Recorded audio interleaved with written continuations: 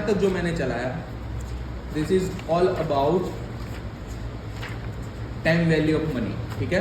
यहाँ से लेके सब अलग अलग जो मेथड थी, बराबर। अगर आप ये सब पढ़ते यहाँ तक पहुँचे हो, ये पॉइंट तक, तो समझ लो कि यहाँ तक जितने भी वीडियोस आपने देखे हैं वो अलग अलग पॉइंट के थे, बराबर। अब आगे है मिक्सचर, जो एग्ज़ाम में पूछते हैं, जो एक्चुअल सब, बराबर, जिसको अपने को जज करना होता है कि ये कौन सा सम है, कौन सा फॉर्मूला अप्लाई करेंगे, तो यहाँ से मैं वो सिखाऊंगा। ऐसे मैं आपको 16 सम करवाऊंगा। ये 16 सम आपकी एग्ज़ाम के लिए बहुत ही आईएमपी हो गए। जो पूरा टाइम वैल्यू ऑफ मनी के जितने भी क्वेश्चन पूछते हैं सब मिक्स में इधर है, और सब बोर्ड में पूछे गए सब मैं इधर करवाऊंगा, ठीक है। तो अगर आप ये वीडियो तक पहुँचे हो तो आगे के वीडियो देखना मत भूलिएगा, ठीक है। और इसके साथ मैंने स्टैटिस्टिक्स के भी वीडियो डाले हुए हैं, बिजनेस स्टैटिस्टिक्स या सेम 3 के, तो आप वो भी देख लीजिएगा। अब है first practical sum. What sum will amount to ₹1000 in the 3 year at the 12% per annum if। अब 3 कंडीशन दी। पहले तो ये क्या है वो समझ लेंगे, बराबर। तो कुछ दिया ऐसा है कि 1000 रुपया 3 साल तक 12% के रेट पे कितना होगा, उसका टोटल कितना होगा। अब पहले कंपाउंडिंग इज डन एन्युअली। अगर उसको एनुअली कंपाउंड किया जा रहा है तो eight the end of the 3 year आपको कितना अमाउंट मिलेगा, ठीक है। First compounding is done annually. तो सपोज मान लो कि 1000 रुपया और रेट ऑफ द इंटरेस्ट क्या आएगा, फॉर्मूला क्या आएगा वो बता दूं मैं पहले, वरना मैं डायरेक्ट ही लग पड़ा। P इन ब्रैकेट 1 + r⁴n, बराबर। ये पहले साल के लिए मैं गिन रहा हूँ, तो आएगा 1000, P की जगह पे 1 + r कितना है 12%, मतलब कि 0.12, और रेस टू n तो 1, तो 1000 1.12 रेस टू 1, तो इसका कैलकुलेशन आएगा something about 1120 rupees in 1 year. अब सेकेंड ईयर पे गिनूंगा तो यही 1120 यहाँ पे मेरा P बन जाएगा। तो for the second year my A is equal to 1120 1.12 raise to 2, यहाँ पे 2 आ जाएगा। तो यहाँ पे 2 नहीं आएगा, सॉरी, मैं सेकेंड ईयर के लिए गिन रहा हूँ, तो सेकेंड ईयर भी एक ईयर ही हुआ। तो 1120 मल्टीप्लाई बाय 1.12, तो आंसर आएगा 1254.40 रुपीज़, सेकेंड ईयर का हुआ। थर्ड ईयर के लिए सेम 1254.40 इन ब्रैकेट 1.12, तो आंसर आएगा 1404.93 रुपीज़। तो यहाँ पे सीधी सी बात है कि 3 साल पे मुझे मेरे 1000 रुपये 1404 रुपीज़ एंड 93 पैसे हो जाएंगे, मतलब कि बढ़ेगा, बराबर। एक कंपाउंडिंग इज डन एनुअली, एक सिंपल सा सम। अब मैं गिन रहा हूँ बी, ठीक है। बी में क्या पूछा है, compounding is done semi annually, बराबर। अगर यहाँ पे सेमी एन्युअली कोई चीज़ कंपाउंड की जा रही है, बराबर, ये सम को अगर शॉर्ट में गिनना है तो कैसे गिनना है वो भी सिखा देते। एक ही फॉर्मूला में सम गिनना है, तो आएगा A is equal to P in bracket 1 + r divided by n। तो ये था 1000, ये हुआ 1.12 रेज टू 3। तो मुझे करना क्या है, मुझे A1 टेबल में ढूंढना है इसका, ठीक है। तो A1 टेबल में जाएंगे,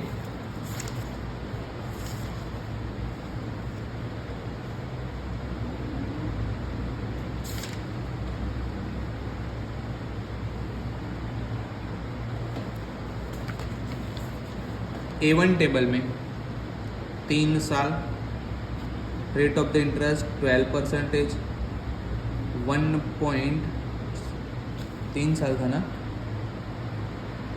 तो रेट ऑफ द इंटरेस्ट 12% है, तो आएगा 1.405। तो इसकी जगह पे मैं 1000 मल्टीप्लाई 1.405 लिखूँगा, तो आंसर आएगा सेम यही, उसके आजू बाजू ही। तो A1 टेबल का यूज़ करना है। आगे बढ़ते हैं बी पे, बराबर। ये एक वाला सम था, अब है बी वाला sum. Compounding is done semi annually. अब सेमी एन्युअली करना है तो भी मैं फॉर्मूला वही डालूंगा। सेमी एन्युअली का मतलब क्या हुआ समझो कि ये जो था ये 1 साल के लिए था, तो मैं रेट ऑफ इंटरेस्ट को हाफ कर दूं तो सेमी एन्युअली हो जाएगा, समझ रहे हो। तो मैं यहाँ पे कैलकुलेशन करूँगा कुछ इस तरह, कैलकुलेशन मारूंगा a is equal to P in bracket 1 plus I raise to m, और यहाँ पे आएगा LMN, ठीक है। वो कुछ नहीं याद रखने का कोई मतलब ही नहीं है। 1000 1 प्लस 12, यहाँ पे 12% है, सेमी एन्युअली तो मैं उसको हाफ कर दूंगा, साल में 2 बार होता है उसका मतलब। और यहाँ पे मैं करूँगा 2 मल्टीप्लाई बाई 3 है, तो 3 2 6 हो जाएगा। 1000 1.06 डिवाइड रेज विद 6, तो आंसर आएगा 1418.50। ऐसे इसका कैलकुलेशन हो जाता है, बराबर। यही 1 टेबल में भी अपने कर पाएंगे, ठीक है। अब है अच्छा थर्ड है ना, कंपाउंडिंग इज डन क्वार्टरली, बराबर। सी थोड़ा गरीब है। Compounding is done quarterly. Quarterly मतलब क्या है? क्वार्टरली का मतलब होता है 4 बार। तो यहाँ पे m इज इक्वल टू कितना था? 2 बार। यहाँ पे m था ही नहीं, और यहाँ पे क्वार्टरली का मतलब m is equal to 4 time, ठीक है। अब यहाँ पे भी सेम यही फॉर्मूला डालेंगे, a is equal to P in bracket 1 plus I divided by m, और यहाँ पे p की जगह पे 1000, यहाँ पे 1 प्लस इंटू 12 डिवाइडेड विद 4, और यहाँ पे होगा 3 ईयर और उसको m से मल्टीप्लाई करेंगे, तो समथिंग आंसर आएगा इसका 1.03 रेज टू 12, तो आंसर आएगा 1426 रुपीज़, ठीक है। तो ये सम ऐसे काउंट होगा, सिंपल सा सम था लेकिन है IMP। आगे sum number 2, find in how many years ₹300 will become ₹600 at 5% compounded interest. अब ये क्या बोला है कि 300 रुपये 600 रुपये 5% रेट ऑफ इंटरेस्ट से कितने साल में बनेंगे, तो अपने को n ढूंढना है। तो यहाँ पे फॉर्मूला लगाएंगे कि n is equal to P in bracket 1 plus I raise to m। a अपने को 600 चाहिए, 300 लगा के 1 प्लस आई है 0.05 रेज टू n, अपने को n ढूंढना है, ठीक है। तो आंसर कुछ ऐसा हो जाएगा 600 डिवाइडेड बाई 30 कर सकते हैं, ठीक है। तो ऐसा लिख देते हैं, चलो 600 divided by 300 1.05 raise to n, ठीक है। ऐसा कुछ आंसर मिला अपने को, तो ये आएगा 2, तो 1.05 raise to n is equal to 2 answer आएगा। So answer will be n is equal to 15 year. अब अपने को ऐसे समझ में नहीं आ रहा है, तो अपने जाएंगे टेबल नंबर A1 में, और अपने को टेबल A1 में इसको ढूंढना है।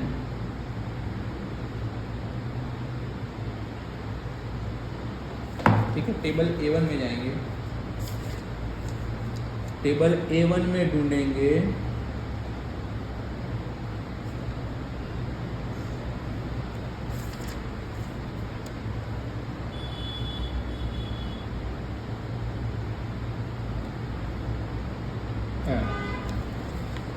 अब यहाँ पे आंसर है 2, तो 2 अप्रोक्सीमेटली टेबल A1 में नज़दीक में कहाँ पे आ रहा है, तो देखो ये रहा, तो ये कितने साल पे हो रहा है? 15 साल पे। रेट ऑफ इंटरेस्ट कितना है? तो 5% की लाइन में देखना है कि 2 कहाँ पे मैच हो रहा है, क्योंकि 5% रेट ऑफ इंटरेस्ट है, तो यहाँ पे आंसर आएगा 2.079। तो वो है कितने साल पे होगा वो? तो 15, यहाँ पे लिखा है, ये लाइन देखो, तो 15 ईयर पे। तो आंसर आएगा n is equal to 15 years. ठीक है, ये भी IMP सम था। ठीक है, आगे बढ़ते हैं practical some 3। What sum of money invested at the 4% per annum compound interest for 18 years will amount to rupees 10,000? यहाँ पे भी सेम फॉर्मूला अप्लाई करेंगे। AN is equal to P in bracket 1 plus I raise to, तो यहाँ पे पूछा क्या है, यहाँ पे पूछा है कि ये अमाउंट 10,000 कब होगी, बराबर 10,000 कब होगी,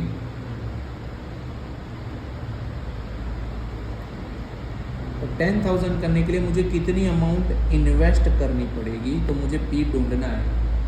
ठीक है, I है मेरे पास 4%, मतलब यहाँ पे होगा 0.04 और N है मेरे पास 18। तो मैं यहाँ पे जो मेरे पास डेटा है उसका यूज़ करूँगा, 1.04 रेज टू 18 का आंसर लाऊंगा। तो आंसर समथिंग समथिंग मुझे मिलेगा, आंसर समथिंग समथिंग मुझे मिलेगा 1.04 रेज टू 18 का कुछ आंसर आएगा ऐसा। 10,000 इज इक्वल टू 2.026 ये अप्रोक्स आएगा। ठीक है, और उसको मल्टीप्लाई विथ क्या करना है P। अब इसको मैं यहाँ पे डिवाइड कर दूंगा, P is equal to 10,000 divided by 2.026। So answer मुझे मिलेगा अप्रोक्स 4936, मतलब कि मुझे 4,936 रुपये इन्वेस्ट करने पड़ेंगे, तब जाके 18 साल पे 4% रेट ऑफ इंटरेस्ट से मुझे 10,000 मिल जाएंगे, बराबर। आगे प्रैक्टिकल 4।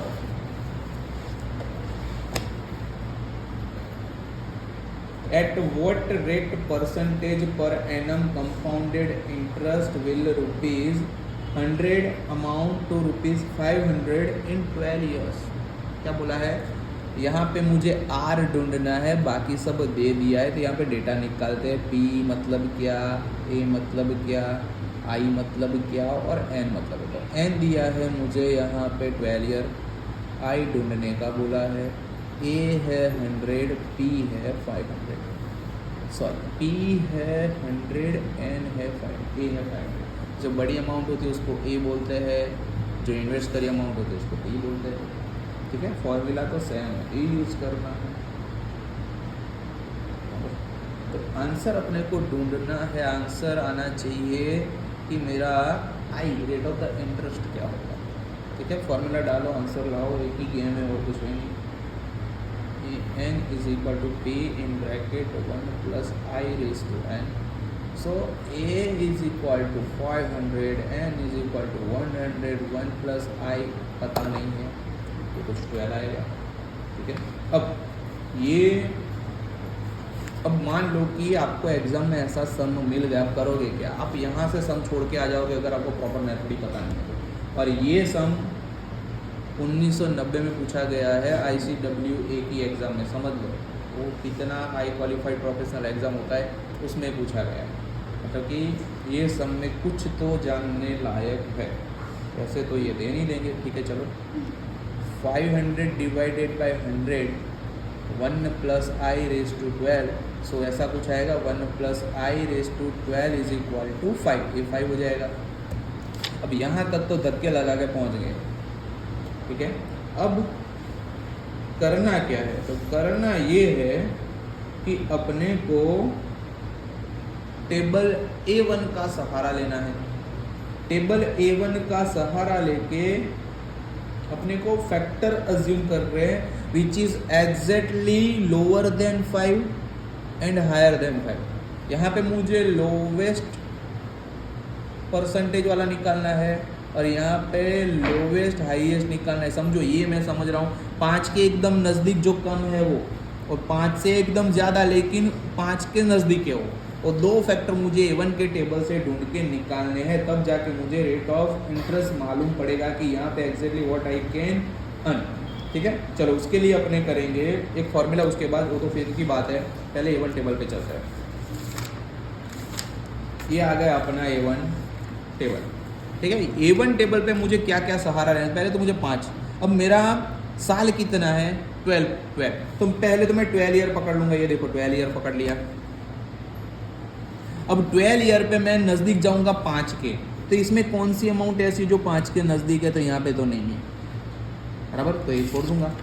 यहाँ पे वापस से 12 ईयर देखूंगा कि 5 के नज़दीक कौन सी है, तो देखो ये एग्जैक्ट 5 के नज़दीक 14%, 15%, तो मैं यहाँ पे लिखूंगा 14% की वैल्यू है 4818 और 15% की वैल्यू है 5.350। ये दो मैंने निकाल लिया, इजी था। अब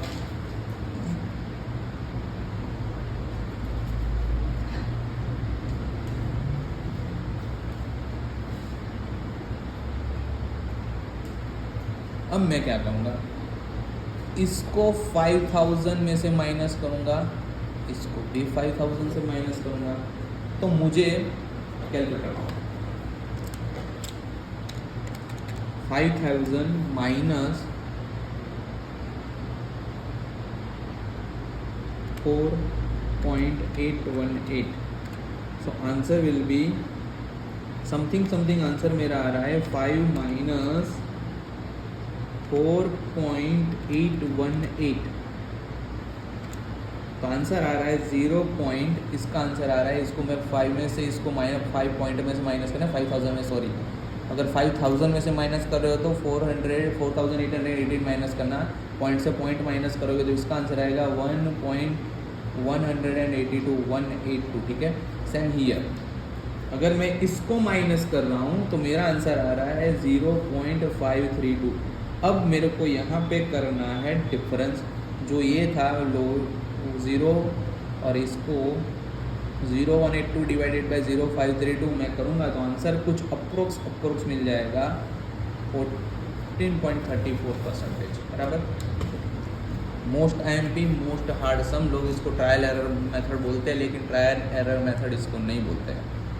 ट्रायल एरर मेथड जो टेबल का सहारा लेके एक ही बार में आंसर मिल जाए उसको ट्रायल एरर मेथड बोलते हैं, ये ट्रायल एरर मेथड नहीं है। ट्रायल एरर मेथड किसको बोलेंगे, तो इसको, ये ट्रायल एरर मेथड से करा हुआ है। ये ट्रायल एरर मेथड का यूज़ करने के बावजूद अपने को एक कैलकुलेशन लगाना पड़ रहा है, जो माइनस किया ऊपर प्लस किया नीचे, ठीक है। चलो ये देख लेना, IMP था 100% IMP था, और इसका कुछ नहीं हो सकता, इसका कोई तोड़ भी नहीं है, दूसरा कोई इसका मेथड भी नहीं है। आगे ये है ना असाइनमेंट प्रॉब्लम के सम आते हैं, जैसे कि मुझे A मशीनरी खरीदनी है, मुझे B मशीनरी खरीदनी है, जैसे कि पे बैक पीरियड ढूंढना है, फिर इंटरनल रेट ऑफ रिटर्न ढूंढना है, तब ऐसी मेथड्स यूज़ होती है, बराबर। तो कहीं कहीं इसका रिलेशन उसके साथ है ही, बराबर। MBA में ये सब ज़्यादा आता है। आगे बढ़ते हैं, practical number 5, find the amount that ₹100 will become after 20 year at the compound interest at the 5% calculated annually. एकदम इजी पूछा है कि A20 बराबर ₹100, तो P1 R कितना है 5, तो 0.05, कितने साल बाद, तो 20 साल बाद कितना बनेगा। टेबल A1 में देख लो तो भी आंसर आ जाएगा, कैलकुलेटर से कर लो तो भी आंसर आ जाएगा, लेकिन स्मार्टनेस उसी में है कि कैलकुलेटर का यूज़ ना किया जाए, उसको 20 टाइम मल्टीप्लाई किया करना पड़ेगा। अगर साइंटिफिक कैलकुलेटर है तो इजी हो जाएगा, लेकिन वो अपनी एग्जाम में अलाउ नहीं है, इसलिए इसका आंसर टेबल से A1 टेबल में ढूंढ लो, ख़त्म करो बात को, तो आंसर आएगा ₹265.30, ख़त्म, ठीक है। आगे बढ़ता हूँ, 6 नंबर का practical, find out the effective rate of interest. मैंने बोला था ना इफेक्टिव रेट ऑफ इंटरेस्ट के सम पूछते हैं, तो आपके सामने है। Find out the effective rate of interest if compounding is done quarterly. यहाँ पे भी देखो वो काउंट कैसे किया गया, तो क्वार्टरली काउंट किया गया है, and nominal rate of interest is 12%, ठीक है।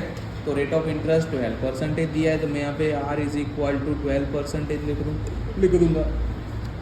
अब यहाँ पे और कोई डेटा ही नहीं, find out the effective rate of interest is compounding is done quarterly and the normal rate of interest is 12% per annum, कोई डेटा ही नहीं है भाई साहब इधर, तो भी इफेक्टिव रेट ऑफ इंटरेस्ट ढूंढा जा सकता है। तो अपने लिखेंगे effective rate of interest is equal to 1 plus R divided by M raise to M minus 1। ये इफेक्टिव रेट ऑफ इंटरेस्ट ढूंढने की फॉर्मूला है जो आपको याद करनी है। अब यहाँ पे जो वैल्यू है वो लिखेंगे 0.12 डिवाइडेड बाई 4। अब क्वार्टरली है तो मतलब कि सार में 4 बार m इज इक्वल टू 4 होगा ना, और 1 इसका सॉल्यूशन करेंगे आंसर मिल जाएगा 0.1255। उसको परसेंटेज में कन्वर्ट करना पड़ेगा तो आंसर आएगा 12.55 मल्टीप्लाई विथ 100 करोगे तो इफेक्टिव रेट ऑफ इंटरेस्ट क्या आएगा 12.55 बराबर। एक ही डेटा और आंसर, अपने को एक क्वेश्चन देखो नॉलेज ना हो प्रैक्टिस नहीं करी हो तो अपने सीधा क्या करेंगे कि डेटा ही नहीं दिया है क्वेश्चन गलत है। तो क्वेश्चन गलत नहीं है तो गलत है, ठीक है। आजू बाजू देखने से भी कुछ नहीं मिलेगा, आजू बाजू भी अपने जैसे ही होते हैं, राम भरोसे। आगे two partner A and B together lend ₹12,650। दोनों मिल के 12,615 रुपया का काम निपटाते हैं। 5% कंपाउंड एनुअली, उसका रेट ऑफ इंटरेस्ट है 5%। The amount A gets in the 2 year is the same as B gets at the end of the 4 year. अब ए और बी दोनों को जो अमाउंट मिल रही है वो सेम है, लेकिन उनके जो नंबर ऑफ द ईयर है वो सेम नहीं है। ए को 2 साल में जितना पैसा मिल रहा है बी को उतना 4 साल में मिल रहा है। Determine the share of each in the principal. तो दोनों ने कितने पैसे किसी को उधार दिए होंगे, इसकी अमाउंट छोटी होगी, बी की अमाउंट है ना वो ए की अमाउंट से छोटी की, तो यहाँ से पता चल रहा है ए को जितना 2 साल में मिल रहा है ना बी को उतना 4 साल में मिल रहा है, तो बी की अमाउंट छोटी होगी ए की अमाउंट बड़ी होगी। ये फाइनल यहाँ से हो गया। अब प्रैक्टिकल अगर गिनने जाए, इसको सॉल्यूशन करने जाए तो अपने को तो अज्यूम करना पड़ेगा कि ऐसा एज्यूम करते हैं कि ए ने इन्वेस्ट किया था एक्स अमाउंट, बी ने इन्वेस्ट किया था एक्स माइनस जो भी अमाउंट था वो, ऐसा कुछ करना पड़ेगा ना, तब जाके इसका आंसर आएगा। तो अपने वैसे ही चलेंगे, ऐसा लिखेंगे let the amount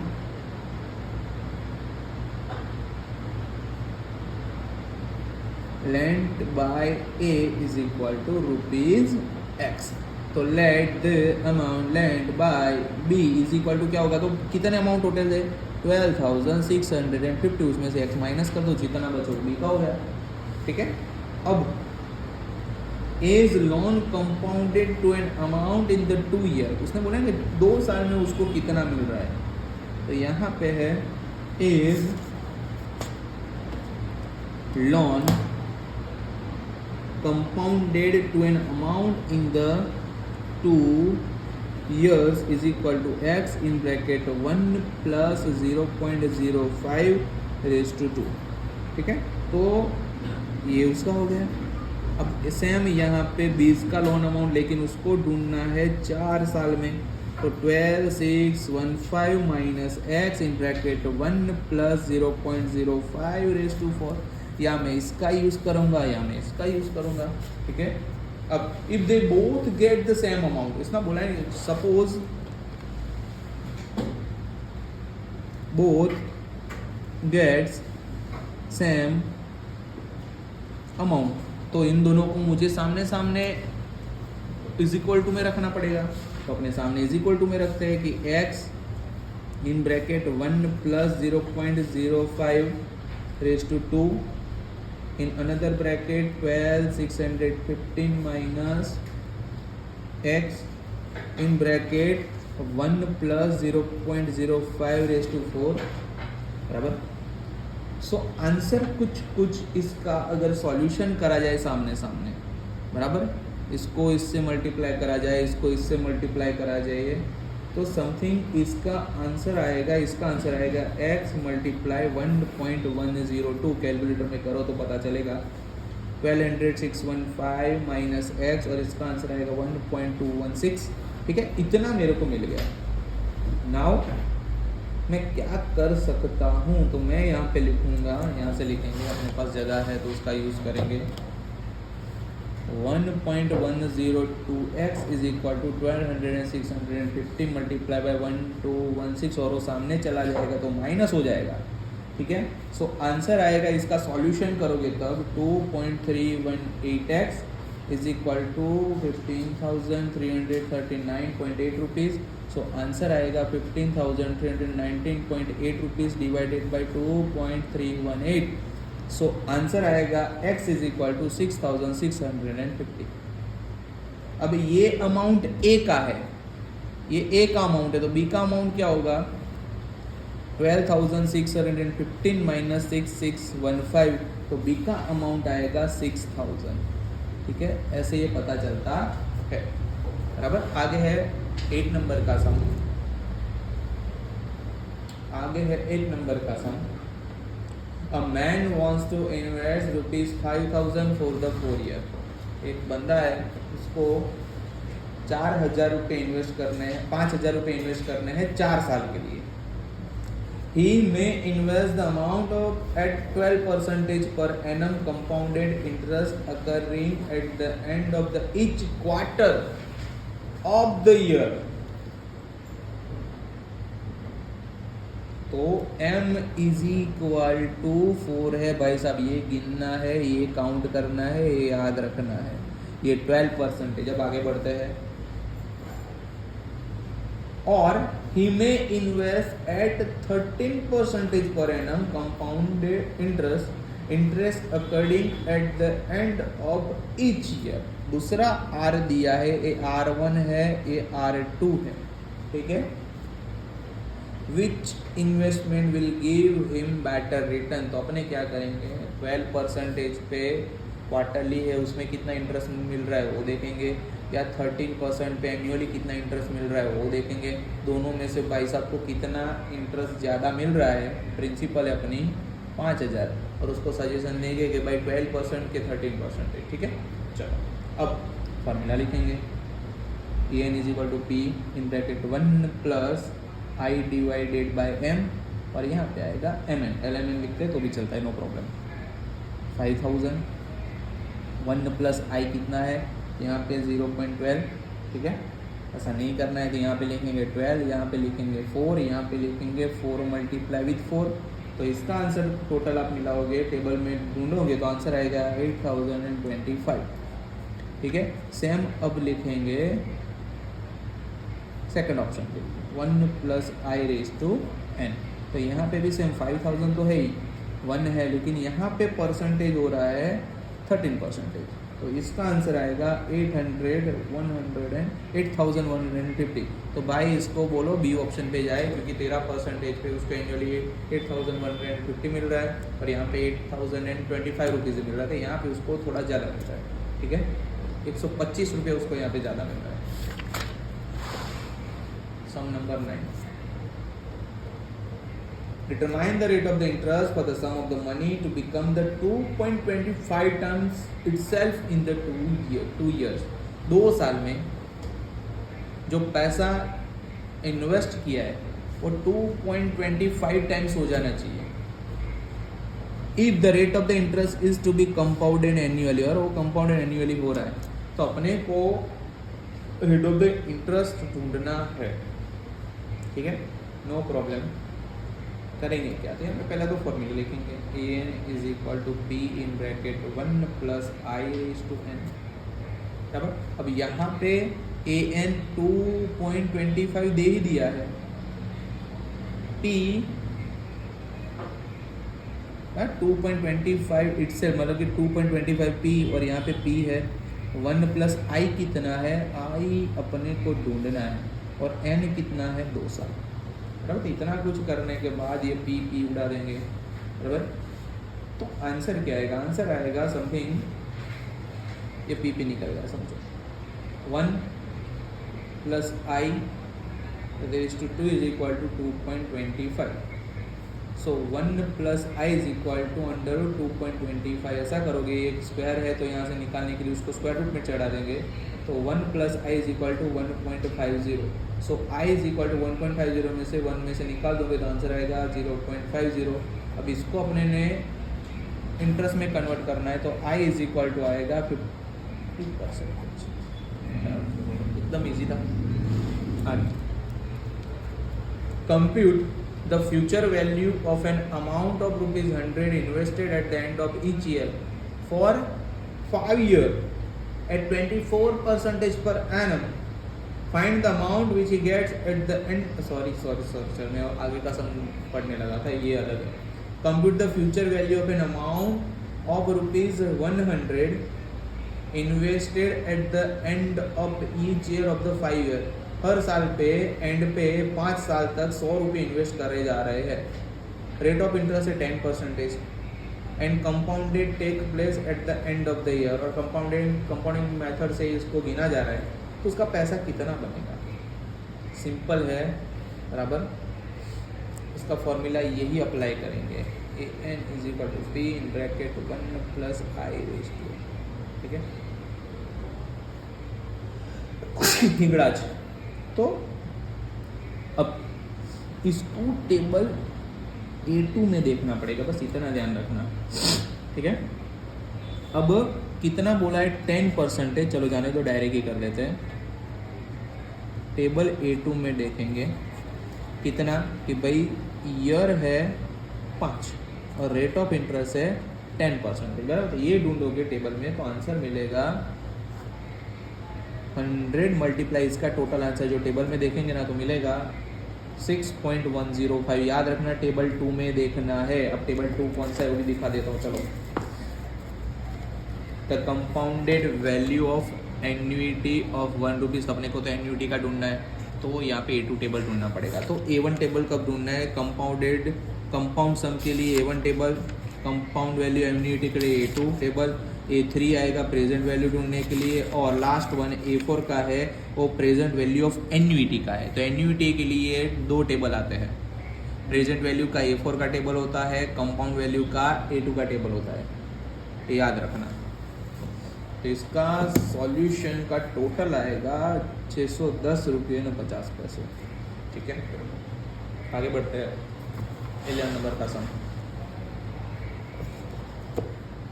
An investor deposits ₹100 every quarter in a bank. ठीक है, for 5 years at 24% per annum. Find the amount which he gets at the end of the 5 year. ठीक है, so यहाँ पे कुछ ऐसा है. अब यहाँ पे ना एक समझो एक क्वेश्चन बोलना क्या चाह रहा है. तो गरीब लोगों ने बना पड़े ना, चालू रखिए. Okay, an investor deposits ₹100 every quarter in a bank account for the 5 year.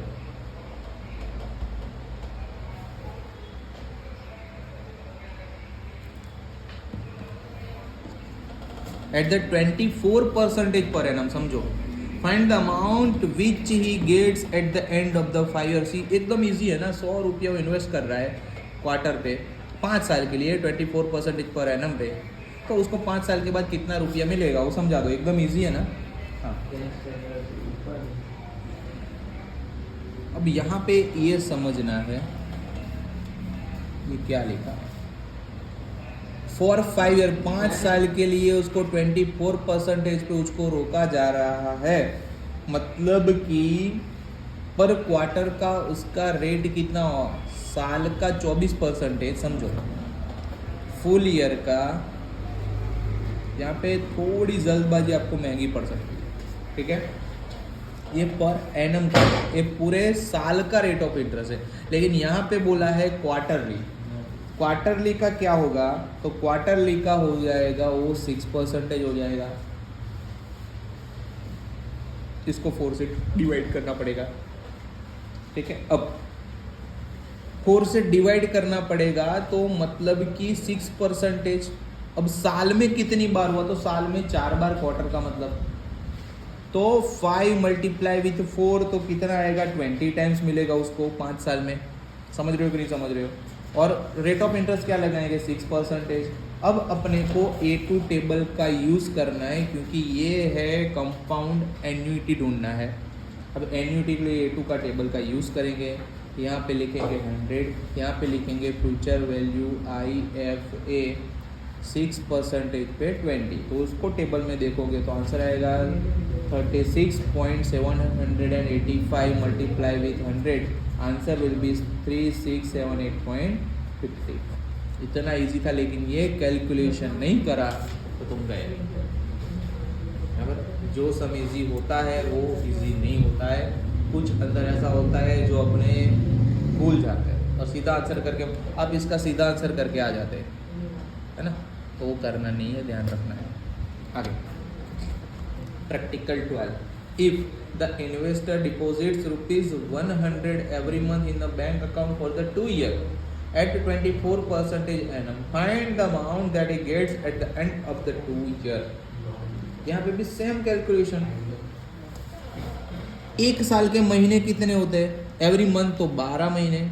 2 साल के टोटल कितने? 12 × 2 तो होगा 24। तो यहाँ पे जो 20 था उसकी जगह पे 24 आ जाएगा, बराबर। तो यहाँ पे 24 में करूँगा, 24 ढूंढूंगा, और यहाँ पे रेट ऑफ द इंटरेस्ट क्या है? 24%। तो 24%, तो साल का 24%, तो एक महीने का कितना है? 2%। PVIFA मल्टीप्लाई विथ, यहाँ पे तो कितना था? 100 रुपीज़ ही था। A2 टेबल में ढूंढूंगा तो answer will be like 3042.10 rupees, 10 पैसे। ठीक है, ऐसा आंसर आएगा। मतलब ये भी कैलकुलेशन से मेरे था, मतलब इसकी प्रैक्टिस ये सम जैसी भी हो सकती है। और ये 2 सम IMP।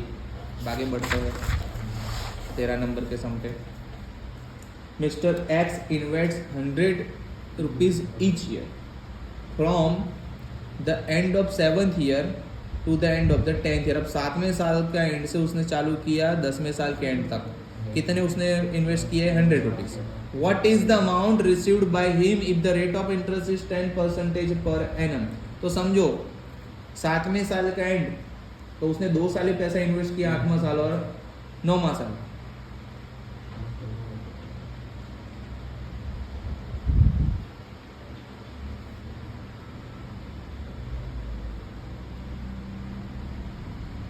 ओके, बराबर।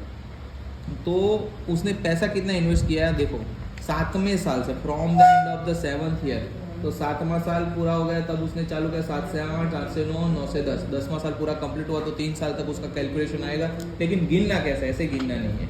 Amount at the end of the 10 year, amount at the end of 10 year is equal to 100। यहाँ पे आएगा FVIFA 10% 10वें साल का, FVIFA 10 ईयर। लेकिन यहाँ पे देखो 7वां साल, तो यहाँ पे कम करके लिखेंगे 6 ईयर। ये गेम थी इसकी। अब इसका आंसर आएगा कुछ ऐसा, जब टेबल में देखोगे तो 15.937 माइनस 7.716, सो मल्टीप्लाई करोगे तो आंसर आएगा 822 रुपये 10 पैसे। ठीक है, लास्ट 2 सम ये IMP था भाई। लास्ट 2 सम, मिस्टर एक्स इन्वेस्ट, ओके ये सम नहीं करेंगे, अरे ये सम कोई काम का नहीं है, जानते हो।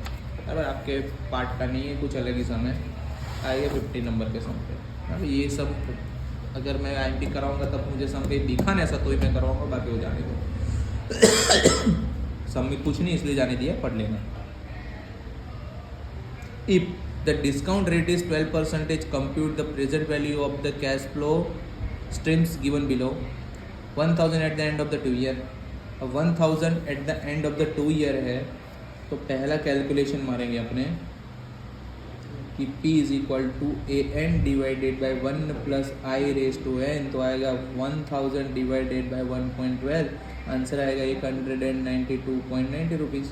ठीक है, अब यही अपने को A3 टेबल में ढूंढना है, तो भी आ जाएगा। Second, ₹1000 at the end of the year 2 and 4, तो कुछ नहीं करेंगे, प्रेजेंट वैल्यू ढूंढेंगे इसकी भी। 1000 divided by 1.12, 2000 divided by 1.12 raise to 4, तो इसका आंसर आएगा कुछ 1690.20। अब थर्ड है 1000 invested both at the end of 3 and eight the end of 5, तो कुछ नहीं, इसका भी प्रेजेंट वैल्यू ढूंढेंगे। 1000 डिवाइडेड बाई 1.12 इसका 3 साल, 1000 डिवाइडेड बाय 1.12 और इसका आएगा 5 साल। इसका आंसर भी आएगा 3,477 रुपीज़, बराबर। तो ये तो एकदम इजी था। यस, यहाँ पे टेबल, यहाँ पे प्रेजेंट वैल्यू ढूंढना था। तो ऐसे ये सम होते हैं जो टाइम वैल्यू ऑफ मनी के थे, जो मोस्ट टाइम भी जो मैंने यहाँ पे काउंट करवाया है, सब प्रैक्टिस इसमें आ गई। अब एक 16 नंबर का सम है, फिर यहाँ पे ख़त्म करेंगे। देख लेते हैं 16 नंबर का सम क्या है। Determine the present value of ₹1000 paid eight the end of each of the next 6 year. Assume 8% rate of the interest. तो यहाँ पे प्रेजेंट वैल्यू ढूंढनी है 1000 रुपीज़ की। Present value of the annuity के तो टेबल में देखेंगे, टेबल नंबर A4 में देखेंगे कितना, 6 साल 8% पे। तो आंसर आएगा 1000 मल्टीप्लाई 4.623। तो आंसर आएगा 4623 रुपीज़, 4620 रुपीज़। ऐसे सब यहाँ पे कंप्लीट हुए। अब यहाँ पे इंपॉर्टेंट पॉइंट टू रिमेंबर, ये चैप्टर में कितने पॉइंट रिमेंबर करने के थे। तो ये सब पॉइंट रिमेंबर करने हैं। जब आपको रिवीजन करना है तो इतने पॉइंट आपको याद रखने में, आपको हाईलाइट करवा देना हूँ, ठीक है। सब पॉइंट करने हैं, ये सब थियरी में भी काम में आएंगे, ये सब उसके फॉर्मूला से, ठीक है। Thank you.